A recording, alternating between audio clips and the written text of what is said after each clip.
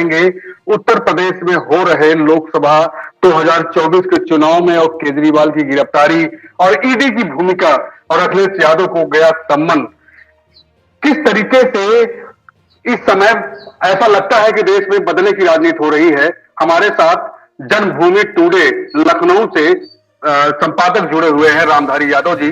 रामधारी जी, आपका बहुत बहुत स्वागत है हमारे कार्यक्रम में। बहुत बहुत धन्यवाद। रामधारी जी, आपसे एक महत्वपूर्ण सवाल हम करना चाहेंगे कि 2024 के चुनाव में जिस तरीके से बदले की राजनीति हो रही है, ईडी और सीबीआई जिस तरीके से कार्रवाई कर रही है विपक्षी नेताओं के ऊपर, इसका क्या असर होगा 2024 के चुनाव में? देखिए, इसका जो है विपक्ष के लिए एक पॉजिटिव संकेत जाएगा। उसका वजह ये है कि भाई उसमें जैसे ईडी गिरफ्तार करती है तो एक सहानुभूति के तौर पर कार्यकर्ता भी शिद्दत से लगेंगे और लोग हैं वो भी लगेंगे।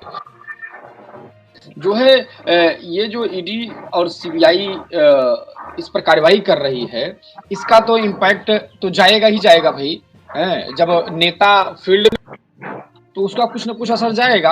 लेकिन ये है कि अगर कुल मिला के बात करें तो इसका कहीं न कहीं वोटर्स पे बहुत इम्पैक्ट नहीं जाएगा। उसका इमोशनली जो है पार्टी के नेता और लोग जो है ये क्योंकि इस तरीके की भी की, लेकिन जब चुनाव आता है अगर इस तरीके की कार्रवाई की जा रही नेताओं के ऊपर तो जाहिर सी बात है ये चुनाव से इसको जोड़ के देखा जा सकता है। 2019 के चुनाव में, लोकसभा चुनाव में आम आदमी पार्टी को दिल्ली में एक भी सीट नहीं मिली थी। तो क्या लगता है आपको कि जिस तरीके से अरविंद केजरीवाल को जेल भेजा गया है, बीजेपी ने इन्हें शहीद कर दिया है? नहीं, शहीद तो नहीं कह सकते हैं, लेकिन ये है कि अगर कार्यकर्ता उस तरीके से शिद्दत से लगे, जैसे हमने कहा कि इसका जो है पॉजिटिव चुनावी दृष्टि अगर देखा जाए तो इसका लाभ कहीं न कहीं आम आदमी पार्टी को मिलेगा, क्योंकि वो आपको याद होगा कि आप माफ कीजिएगा, आपको रोकूंगा। आपको याद होगा कि इंदिरा गांधी को भी एक बार जनता दल की सरकार ने जेल भेज दिया था और इंदिरा गांधी ने जब जेल से बाहर आई है तो कांग्रेस को धमाकेदार जीत मिली थी। तो क्या ऐसा कुछ लाभ जो है केजरीवाल को देखने को मिल सकता है? देखो, जाहिर सी बात है राजनीति में कहीं अगर एक तरफ उसका पॉजिटिव होता है तो उसका निगेटिव भी होता है। अगर ये सरकार अरेस्ट कर रही है, सोच रही है कि नहीं भाई ठीक है वोट बैंक कम होगा, या निगेटिविटी जाए जनता में कि ये लोग जो है चोर हैं, इस तरीके से गलत तरीके से काम चाहती है, तो ऐसा शायद मुझे नहीं लगता कि ऐसा होने वाला है। क्योंकि जब इस तरीके से किसी बड़े नेता को अरेस्ट किया गया है, वो चाहे इन्वॉल्व भी क्यों ना हो उस मामले में, लेकिन एक तरीके का जो सेंटीमेंट लोगों के साथ जुड़ जाता है कि नहीं भाई, वो भावनात्मक तरीके से लोग जुड़ जाते हैं। क्योंकि अक्सर कई माफिया आप देखे होंगे जेल में बैठे बैठे चुनाव जीते, तो वो इमोशनल ब्लैकमेल किया जाता है, इमोशनली लोग जुड़ जाते हैं। जो उनके लोग होते हैं जो नहीं देना चाहते वो भी जुड़ जाते हैं कि यार इनके साथ अत्याचार।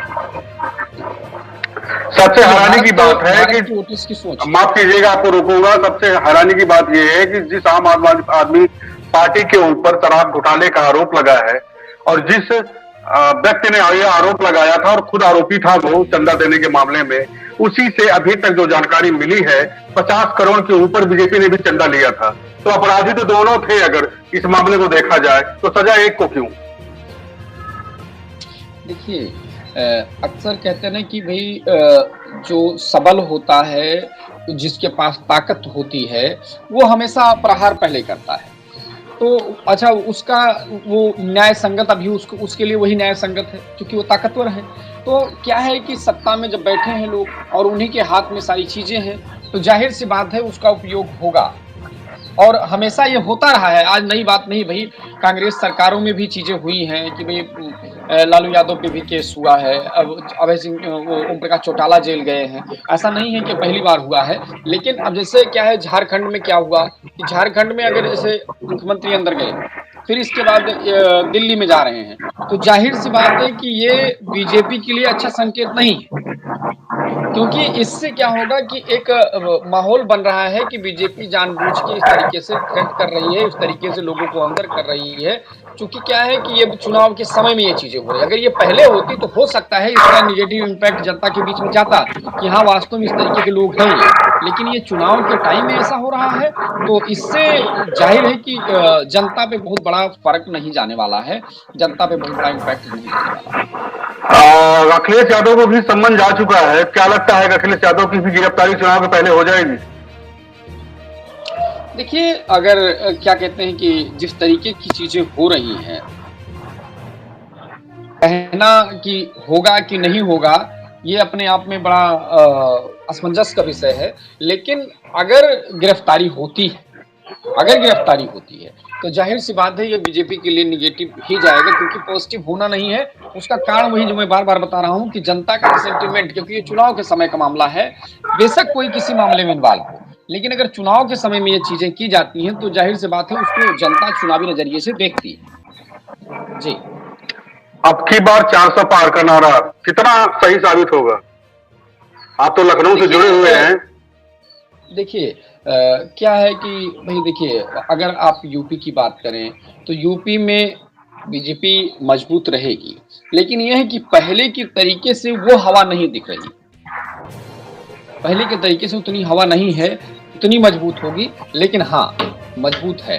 तो इसलिए जो है, अगर आप बात करेंगे कि 400 पार, तो ये तो भाई जुमलेबाजी है, एक नारा है, और उसमें क्या संभव होगा, इसको देखने वाली बात होगी।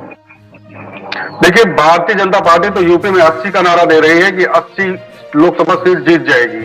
इसमें कितनी सच्चाई है और किस नजरिए से देखते हैं आप? देखिए, यूपी में बीजेपी इतनी मजबूत नहीं है, क्योंकि अंतरकलह भी बहुत है, और कुछ लोगों के जो टिकट हैं उस पे भी अंतरकलह है। और पार्टी नेतृत्व अगर ये सोचे कि पहले की तरीके से चीजें हैं, पहले कोई हिसाब नहीं देना जनता के बीच में। आज जनता के बीच में पार्टी नेतृत्व को हिसाब देना होगा, नेताओं को हिसाब देना होगा कि आपने क्या किया, क्योंकि कई ऐसे मुद्दे हैं रोजगार के, अभी पेपर लीक हुए हैं 2-2, तो ऐसा नहीं है कि वो जनता के बीच में जाके खुल के अपनी बात रख पाएंगे, क्योंकि युवा जो हैं रोजगार की तलाश कर रहे हैं, और इतने युवाओं का पैसा, समय और तैयारी किए सब नुकसान हुआ जो पेपर लीक हुआ है।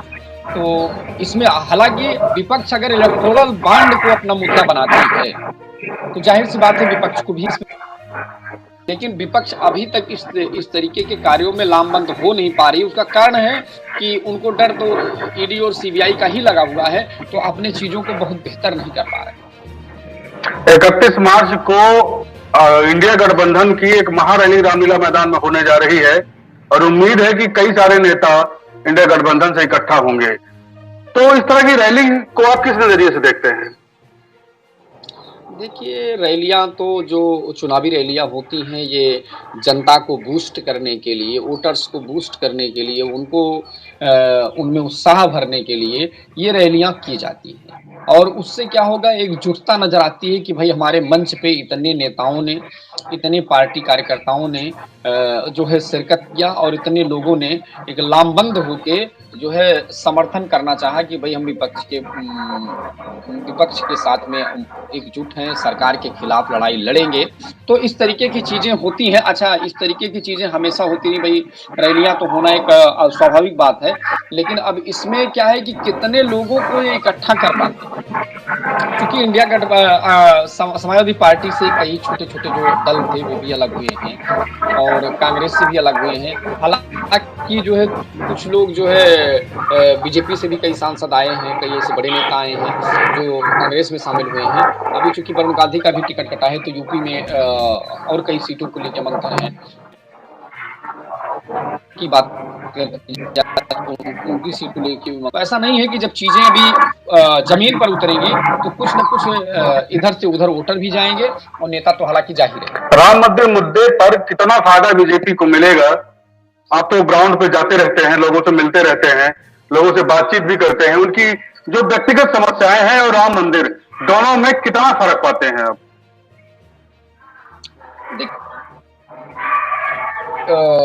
एकदम पढ़ा लिखा समाज है, जो बाहर जाके पढ़ रहे हैं लड़के, उनके ऊपर तो राम मंदिर का मुद्दा बहुत हावी नहीं। लेकिन जो लोग गाँव के लोग हैं, बाहर नहीं जा रहे हैं, पढ़ाई-लिखाई से बहुत बड़ा नाता नहीं है, मज़दूर वर्ग के लोग हैं, चूँकि उनको राशन भी मिल रहा है और राम मंदिर का एक मुद्दा है, तो उसको उस तरीके से लोग देखते हैं। ये धार्मिक मुद्दा जो पढ़े-लिखे लोग हैं, वो धार्मिक तरीके से इसको देखते हैं कि हाँ, ये काम अच्छा हुआ है। लेकिन उसको वोट में तब्दील करने के लिए इतना उसमें लालायित इसलिए नहीं है, चूँकि कई लोगों से मेरी जब बातचीत होती है, कई युवाओं से बातचीत होती है, तो ये होता है कि भई ठीक है, रोज़गार उनको चाहिए और हर जाति, हर वर्ग की बात मैं कर रहा हूँ कि हर जाति, हर वर्ग के लोग चूँकि जो अभी क्या पेपर लीक हुआ है एआरओ का, फिर इसके बाद पुलिस का और इस तरीके की जो वैकेंसी भी नहीं आ रही है, तो इससे तो रोष है ही है, क्योंकि लोगों के 7 साल 6-7 साल हो गए हैं, लोगों की जो है जो उम्र जा रही है, इसका भी नुकसान तो सरकार को भरपाई करना ही पड़ेगा। जी, आप हमारे कार्यक्रम में शामिल हुए इसके लिए आपके बहुत बहुत धन्यवाद। हम अपने दर्शकों से अनुरोध करेंगे कि इस वीडियो को ज्यादा से ज्यादा शेयर करें, सब्सक्राइब करें और अपनी राय रखना न भूलें। बहुत बहुत धन्यवाद।